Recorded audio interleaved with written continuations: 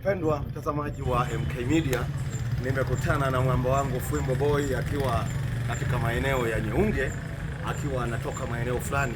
Nataka niongee naye machache tuangaze machache ya usuyo maeneo haya ya Bijiri.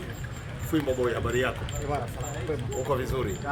Basi nikupongeze kwanza kwa kupendeza na nimshukuru Mwenyezi Mungu Subhanahu wa Ta'ala kwamba leo ametukutanisha. Ni wapi unakoelekea na ni wapi unakotoka? Bwana, mimi natoka maeneo ya Sengerema,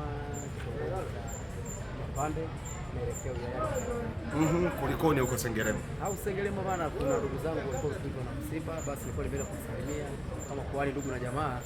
Ile desturi lazima ufike uone ndugu na jamaa na wafariki. Ni nini sasa kilichokuvutia katika maeneo kote ulikopita kutoka Sengerema mpaka kufika eneo hili? Mabadiliko ambayo yanaendana na kuwa kwa uchumi. Mabadiliko mengi ambayo yanaendelea. Naona kuna vitu vingi ambavyo vinaendelea kukuzwa na watu wanazidi kuongeza katika sehemu. Tunapoongea hapa walimu na wanafunzi wa Murunusuri English Medium wote wanatutazama. Ni nini unachotaka kuambia kwamba leo umekutana na keke yako?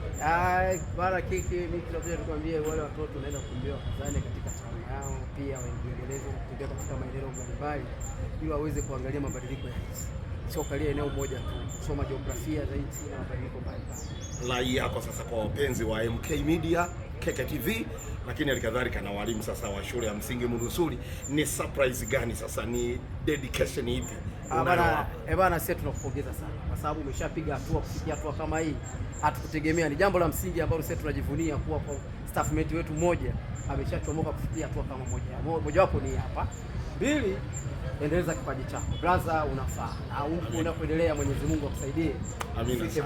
Amina sana. Mpenzi mtazamaji sana wa Keke Media, nilikuwa katika maeneo haya ya Bijiri, nimekutana na mwamba wangu Fwimbo Boy. Hadi wakati mwingine, bye bye.